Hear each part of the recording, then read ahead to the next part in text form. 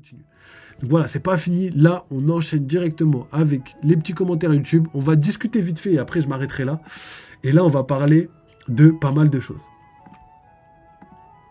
Donc là, ce qui va être pas mal, c'est qu'on va parler de Mihawk. Donc les gars, c'est parti. Vous avez été énormément, mais quand je dis énormément, regardez s'il vous plaît. Attends. Regardez s'il vous plaît tout ce que vous avez. Là c'est pareil, tu vois. Là, on a un commentaire et après, il y a tout le monde qui parle de Mihawk, qui défend leur théorie. J'ai l'impression que Mihawk, c'est vraiment un sujet hyper tabou. Et moi, j'adore en parler parce que, justement, ça suscite l'intérêt et chacun a ses arguments. Donc, on va lire quelques petits commentaires et après, on s'arrêtera là pour ce petit live. Hein. Je pense que ce sera pas mal. Alors, je pense que celui-là est pas mal. On va voir. Je pense que celui-là est pas mal. Sam Nino qui a été bloqué. Je suis mort. Non, tu devrais remplacer Mihawk par Nami ou par Robin, je pense. Je pense que c'est plus ça, toi. T'es plus dans ce délire-là, toi. Donc voilà. Alors, c'est François, notre ami François, qui nous dit l'auteur lui-même a fait une comparaison entre Shanks, donc un niveau Yonko, et Mihawk. Et c'est Mihawk qui est pour la énième fois placé au-dessus de Shanks. Donc là, en même temps, je suis un peu d'accord, en même temps, je suis pas d'accord. Je vais vous expliquer pourquoi. Prime de Yonko sans même en avoir le statut expliqué noir sur blanc pour sa puissance individuelle. Rêve de Zoro, épéiste le plus fort du monde, l'âme la plus puissante du monde. On sait désormais que le haki est indispensable et que ce sont les lames qui choisissent leur porteur. Affrontement légendaire avec Shanks, qui avait encore son bras. Ces mêmes affrontements ont marqué l'homme le plus fort du monde. Épéiste dont les capacités n'ont jamais été révélées par Oda, même à ce stade du manga, contrairement à Shanks, dont on sait presque tout. Bon, ça se voit qu'il aime beaucoup Mihawk. Mais bon, Shanks, on sait presque tout, on sait presque rien aussi. Hein. Seul affrontement qualifié de légendaire dans tout One Piece. Garp vs Roger, Roger vs Newgate, Mihawk vs Shanks. Il était inférieur à Big Mom, peut-être. Et malgré ça, tu crois que Mihawk n'est pas niveau Yonko, ou alors inférieur à Big Mom, un faux Yonko. Donc son titre est faux. Oda se trompe quand il place Mihawk au-dessus de Shanks en termes de puissance individuelle. Aïe, aïe, aïe, aïe. En fait, moi, je suis un peu d'avis que Mihawk, il est très très fort. Par contre, Oda n'a jamais placé Mihawk au-dessus de Shanks. Surtout pas en termes de puissance individuelle. Il l'a placé au-dessus de Shanks uniquement en termes d'épéiste. Bien faire la différence.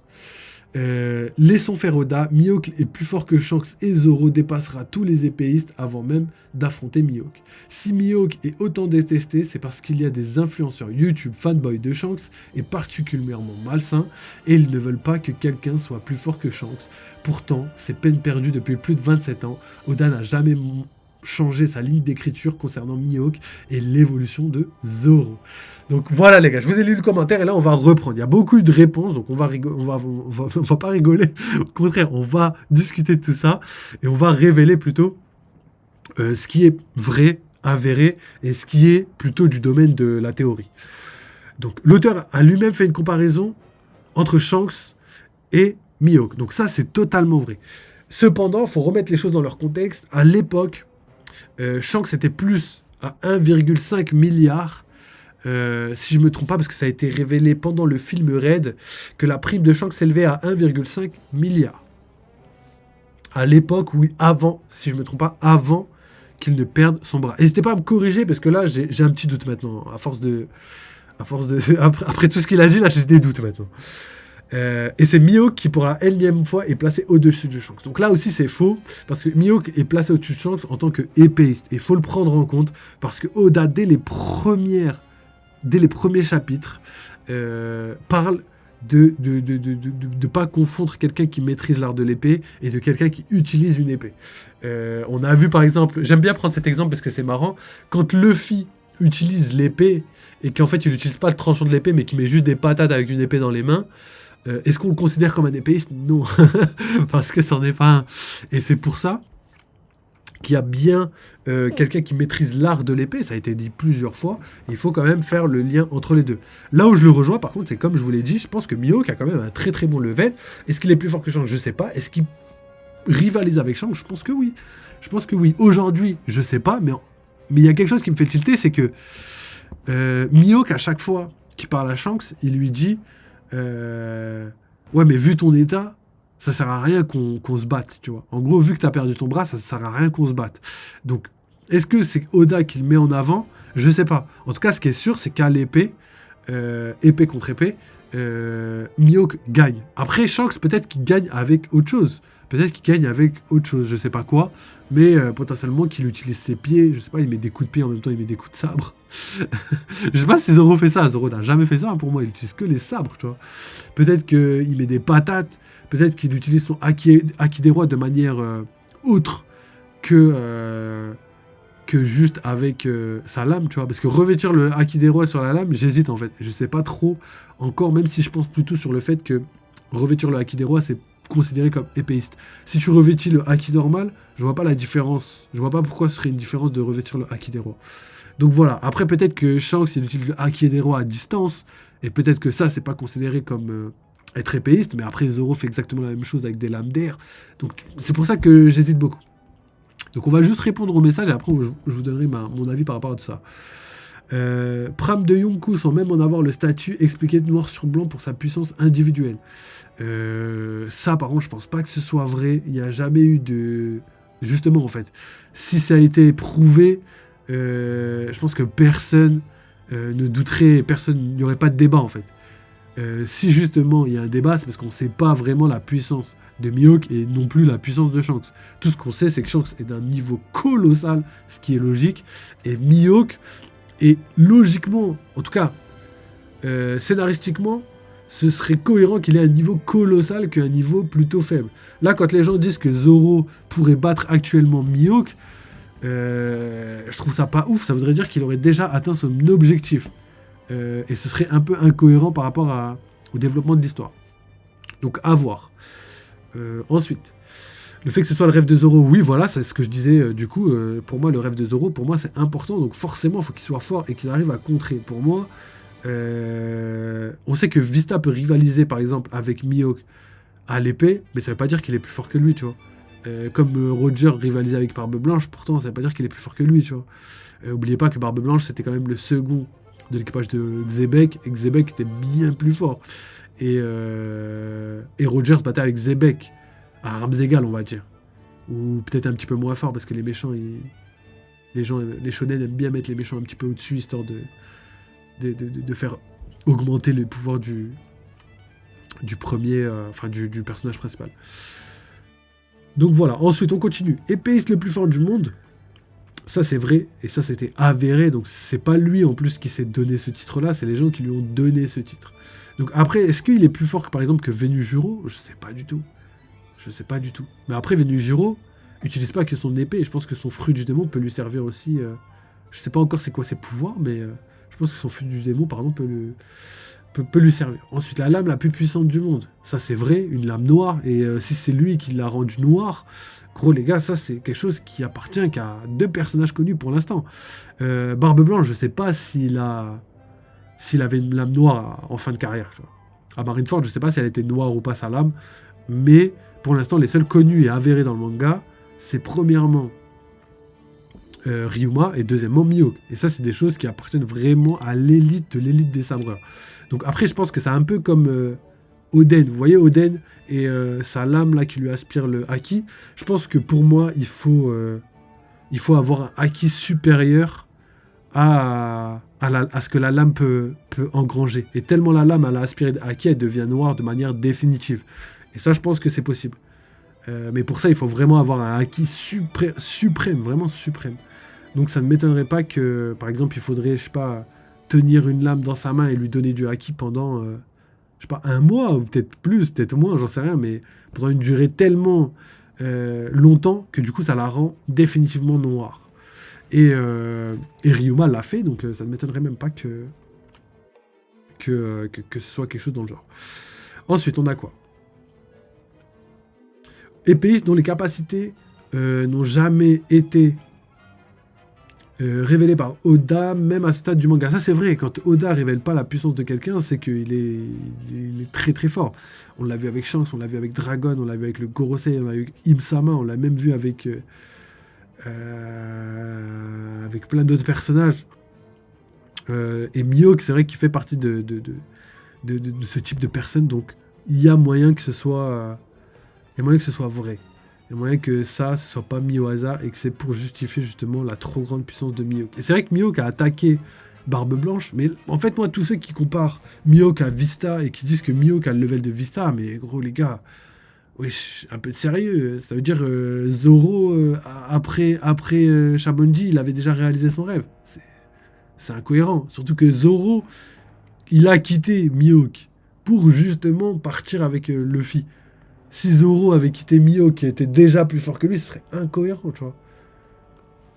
Zoro level troisième commandant, et je pense que... Et c'est une certitude pour moi. Zoro était déjà ultra fort. La seule fois où il a besoin de gagner en puissance pour battre son adversaire, c'était uniquement avec Big Mom pour atteindre le level premier commandant, tu vois. Mais ça veut dire que juste avant, il avait un très très haut level parce que contre Pika-sama, il l'a déboîté. Contre tous les ennemis entre-temps, il les a déboîtés. Monet, tout ce que vous voulez, c'était trop facile pour lui. Et c'est que contre Mihawk, enfin pas contre Mihawk, mais contre King qu'il a vraiment donné tout et il a même dû se surpasser, tu vois. Avant, il s'est pas surpassé avant. Donc c'est juste pour vous dire que s'il avait déjà la puissance d'un troisième commandant à la sortie de... C'est même pas troisième, je crois, c'est quatrième ou cinquième. Hein, à la sortie de comment ça s'appelle des 2 ans, quelle cohérence, quelle progression il aurait dû avoir si c'est pour avoir un level pas très fort, tu vois. Donc c'est pour ça que c'est incohérent. Pour moi, minimum, c'est intermédiaire. Et Zoro, je vous le dis, Zoro n'est pas intermédiaire, là. Là, Zoro n'est pas intermédiaire. Pourquoi ? Parce que il y a plein de trucs qui montrent le contraire, en fait. Il y a le fait que il ait juste battu King et il a frôlé la mort, qu'il n'ait pas encore maîtrisé son Haki des rois, parce qu'il ne l'a pas utilisé contre Lucci. Et le fait qu'il ne l'ait pas utilisé, bah, c'est bizarre, parce qu'il voulait absolument mettre fin au combat.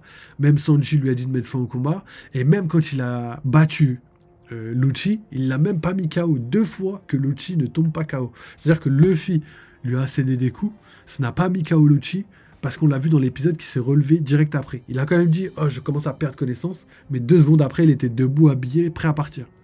Ça, c'est une première chose. Deuxième chose, c'est que contre le combat de Zoro Lucci, on a clairement eu une mise en valeur montrée par Oda de Lucci qui n'a pas voulu ployer le genou, qui n'a pas voulu tomber face au coup de Zoro. Ça veut dire que là, Zoro, malgré la galère dans laquelle il était, parce que c'était pas facile, hein, je vous rappelle que c'est le combat le plus long de tout Egghead. Il a commencé quand Luffy a battu Kizaru, et entre-temps, il y a eu 15 000 combats, tu vois. Et Zoro ne fait que revenir là, dans les scans actuels. Il ne fait que revenir du combat, là. Donc c'est pour vous dire qu'en fait, Zoro, à part son combat, depuis que Saturne est arrivé, il a rien fait d'autre que combattre et faire demi-tour. C'est tout ce qu'il a fait. Donc pour vous dire que c'est vraiment long. Dans ce laps de temps, il y a eu Luffy Kizaru, Luffy Saturne, il y a eu l'apparition des Gorosei, il y a eu énormément de choses, tu vois. Il y a eu énormément de choses. Donc effectivement, Zoro est plus fort, mais il faut montrer aussi que Zoro n'a pas power-up. Là, il a vraiment pas du tout power-up. Donc on continue. Affrontement légendaire avec Shanks qui avait encore son bras. C'est même affrontement où marqué l'homme le plus fort du monde. Ouais, mais là, c'est là le problème. C'est ce que je disais tout à l'heure. Le délire, c'est que quand il avait son bras, il était coté à 1,5 milliard. 1,5 milliard. Et que c'est après qu'il est devenu empereur. C'est sans son bras. Donc, qu'est-ce que ça veut dire ? Je sais pas du tout. Ça invalide pas la puissance de Mihawk, mais en fait, ça montre à quel point Shanks n'est pas non plus à son prime. Il n'était pas level Yonko. Donc ça, faut le mentionner. Ensuite, on a les affrontements qualifiés de légendaires. Donc ça, c'est vrai. Garp Roger, Roger Newgate et Mihawk Shanks. C'est vrai que Mihawk Shanks, c'était des choses qui ont été mentionnées dans le manga comme étant des choses colossales. Donc forcément, Mihawk, il a un bon level. Je le vois un peu comme Akainu et Dragon, tu vois.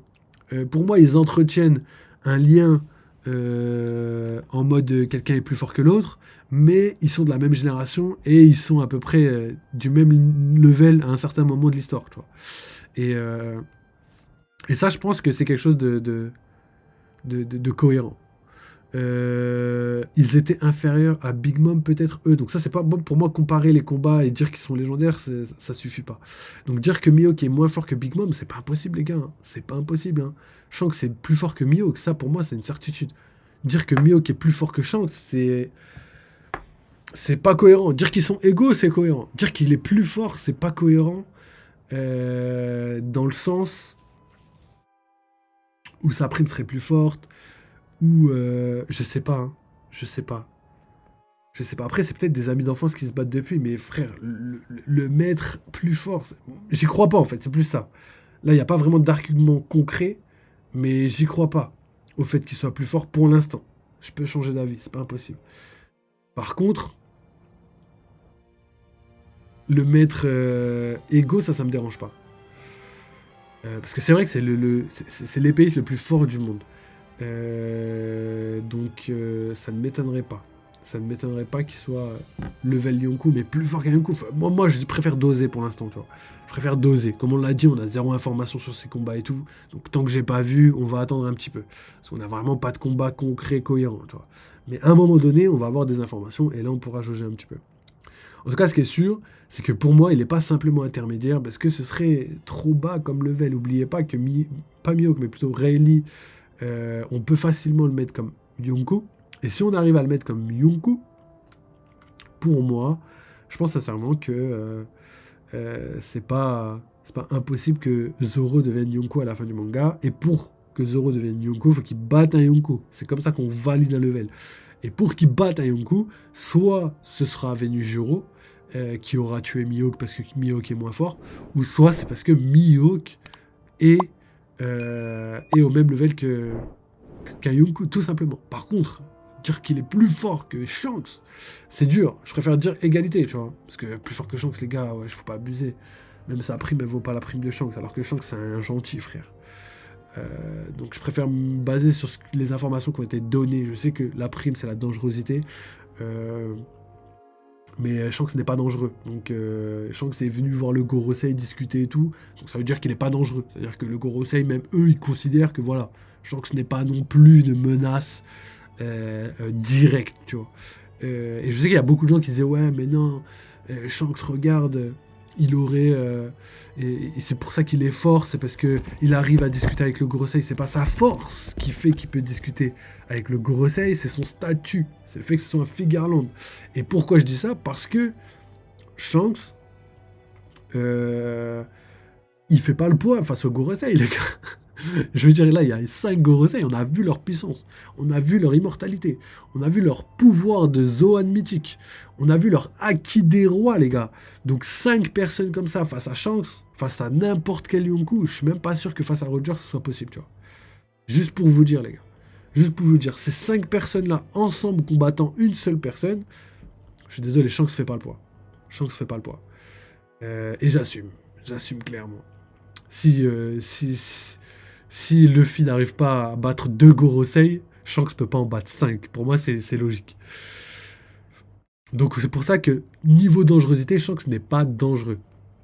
C'est juste fait chier de se battre contre lui parce que franchement, il pourrait nous allumer au moins un ou deux et faire énormément de dégâts. Autant le garder comme conflit politique, discussion, machin chose, que se frotter à lui. Tu vois. Je pense que c'est comme ça que raisonne le gouvernement mondial. Alors, et François qui nous dit, malgré ça, tu crois que Mihawk n'est pas au niveau Yonkou, alors inférieur à Big Bang, un faux niveau Yonkou, donc son titre est faux. Là, son titre n'est pas faux. Après, je sais pas à qui s'adresse, mais ça doit être quelqu'un d'autre. Parce que frérot, moi je vais dans ton sens pour le côté Yonkou. Mihawk est plus fort que Shanks et Zoro dépassera tous les épéistes avant même d'affronter Mihawk. Alors là, pour revenir sur sa phrase, moi c'est là où il y a l'incohérence. Mihawk, plus fort que Shanks. Ça j'ai compris, mais je suis pas d'accord. Après ça, c'est l'avis de chacun. Et c'est vrai que là, en fait, il y a des gens qui pensent que Zoro est déjà plus fort que Mihawk. Là, je suis abasourdi, les gars. Je suis abasourdi. Je fais comment Zoro, il a déjà réalisé son rêve. Ce serait tellement pas ouf. Ce serait tellement pas ouf. Moi, pour moi, Zoro, il peut pas battre Mihawk tant qu'il a pas sa lame noire. Ce serait bête, sinon. Je veux dire, faut qu'il montre qu'il est capable de faire comme Mihawk et après, il le bat. Sinon, c'est c'est chaud. Et j'ai même pas vu vos coms, je viens de voir le chat. Euh, c'est pas un commentaire, ça c'est un appel à l'aide FDR. François, on va te mêler. François, on t'a pré-ban sur la chaîne. François, je connais ton adresse. Franchement, c'est ça. Et ouais, en vrai, c'est vrai que là, c'est vrai que j'ai pas réagi à ça. Mais là, il est à cran. Il est à cran, François. Après, il y a énormément de choses cohérentes, mais après, juste le fait de le mettre au-dessus de Shanks, on va déjà les mettre égaux, rivaux, comme l'auteur l'a dit, parce que c'est ce qui s'est passé. Affrontement légendaire dans Grand Line, ça veut pas dire Mihawk, Zulette, Shanks, ça veut pas dire ça. Ça veut juste dire que Mihawk est au-dessus de Shanks au niveau épéiste, mais par contre, est-ce qu'il est au-dessus en termes de puissance? Je suis pas sûr, parce que comme je l'ai dit, à l'époque, Shanks faisait 1,5 milliard, et après, quand il est parti conquérir Grand Line, il avait plus son bras, si je ne me trompe pas. Et à ce moment-là, il a eu sa prime de 4 milliards et est devenu empereur. Il est empereur que depuis 6 ans, si je ne me trompe pas. Ça doit être aux alentours de ça, de toute façon, dans tous les cas. Donc, juste pour vous dire que les affrontements étaient avant. C'était pas à l'époque de Mihawk 4 milliards. C'est après. Et là, on va terminer avec ce qu'il a dit. Je vois, il y a d'autres trucs là, mais MDR, je veux pas pouvoir répondre à tout ça. Là. Alors, si Mihawk est autant détesté, c'est parce que les influenceurs YouTube fanboy de Shanks est pas particulièrement malsain. Donc moi, je suis fan de Shanks de ouf, mais par contre, ça m'empêche pas de penser que Mihawk peut rivaliser avec lui. Et d'ailleurs, pour moi, Barbe Noire est plus fort que Shanks. Et je sais qu'il y a des gens qui se mordent les doigts là-dessus et qui se cassent le crâne sur ça, mais pour moi, clairement, pour moi, c'est Shanks qui l'a dit. Comme là, par exemple, François qui fait un appel à l'aide, comme elle a dit dans ton bar. Pour moi, Shanks a fait un appel à l'aide à Barbe Blanche. Gros, il est parti voir Barbe Blanche, il a dit ouais, mais il a grandi, il est sournois, il est intelligent, il ne dort pas. Et en plus de ça, il est très très fort. Et quand c'est Shanks qui dit ça, c'est pas Shanks de 1,5 milliard, c'est Shanks de Empereur qui dit ça. Et il va voir le capitaine pour lui dire frère, fais attention parce qu'il va se passer une dinguerie. Je crois que là c'est la première information. Shanks, il a fait ça de tout. C'est la seule chose qu'il a fait du manga. Il est parti jusqu'à Marie-Joie pour prévenir tous les Gorosei. Je vais vous parler d'un certain pirate. Et certain pirate, pour moi, c'est Barbe Noire. Je vois pas de qui d'autre il pourrait parler. Il va pas parler de Luffy. Hein. Sinon, ce serait une trahison, quoi, tout simplement. Et tout le monde sait aujourd'hui que Luffy... Enfin, que Shanks n'est pas la théorie du mastermind Shanks. Ça y est, c'est fini, les gars. Oda a révélé. Et du coup, Shanks, pour moi... et il a clairement montré la suprématie de Barbe Noire, tu vois. Par contre, Mihawk, à aucun moment, je sais pas, à aucun moment, il a vraiment montré comme étant supérieur à lui, tu vois. De temps en temps, il lui disait, ouais, Mihawk, là, je suis fatigué, laisse tomber, si t'es venu pour m'affronter, c'est pas possible. Mais sinon, il refuse jamais un tête-à-tête. Puis, franchement, regardez à Marineford, je sens qu'il a pas blagué, quoi. Il a mis fin à la guerre, donc il a aussi un équipage et tout, tu vois. C'est ça aussi qui met Shanks aussi au-dessus. C'est le fait qu'il est empereur, qu'il a un équipage et qu'il a ouais, un domaine, il a plein de trucs et tout, tu vois. Donc voilà, ça c'était juste pour sa petite théorie. Mais par contre, s'il y a bien un truc qui est vrai, pour moi, c'est que Zoro va battre Mihawk et ça va le mettre au niveau Yonko d'une certaine manière. Et si ça se passe pas comme ça, c'est parce qu'il y a quelqu'un de plus fort que Mihawk. Ça, c'est la première chose. Et pour le rêve de Zoro, ce serait cohérent. Et par contre, ce serait incohérent de le faire si c'était pas pour le rêve de Zoro. Enfin, je veux dire, c'est incohérent de le faire si Zoro est déjà plus fort que Mihawk. Ce serait tellement pas ouf. Ce serait tellement pas ouf. Ce serait même une incohérence d'Oda, frère. Tout le monde sous-estimerait Oda, là. Il se dirait, ouais, mais Oda, il a pété un plomb, quoi. Zoro, il a déjà réalisé son rêve. Non, il faut que ce soit à la fin de l'œuvre, parce que voilà, c'est un rêve impossible, comme Luffy. Luffy, il a un rêve et ça va pas être à la fin de l'œuvre. Il faut d'abord qu'il devienne roi des pirates pour que son rêve soit réalisé. Donc ça vous montre que les autres rêves, ce sera à peu près la même chose. Il faut d'abord qu'ils aillent à Raftel, qu'ils fassent tout le truc et tout, et peut-être qu'après, ils pourront réaliser leurs rêves. C'est pas des rêves qui sont accessibles aussi facilement. Sinon, ce serait hyper mal fait de Oda, et on connaît Oda, il fait des choses bien. Donc voilà, je m'arrête là parce que il y a trop de trucs. Et là, par exemple...